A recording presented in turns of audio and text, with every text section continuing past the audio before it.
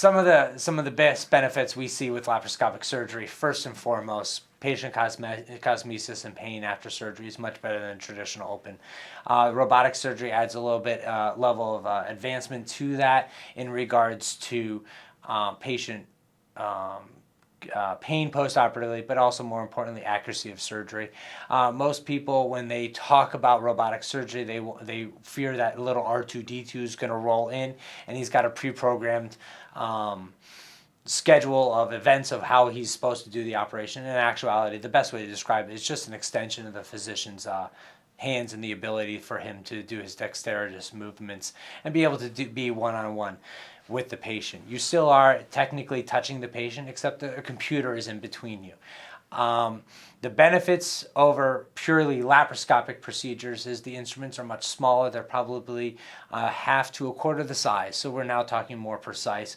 I can make smaller movements, make smaller tissue damage to other tissues, and the healthy tissues that you want to leave behind, less damage to those. But more importantly, I can also do a little bit more dissection, a little cleaner dissection on healthy tissue planes and around the target organs. One of the most common questions we have in robotic surgery is, who is doing what, okay? And to be honest with you, we are in the room the entire procedure that we normally would be when we're doing a laparoscopic surgery. I make the cut, R2-D2 does not. C3PO does not, it's me.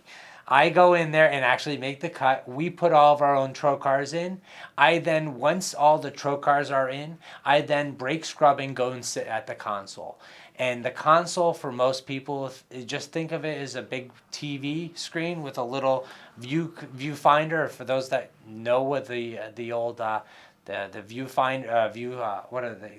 Never mind, I can't remember what they used to be called.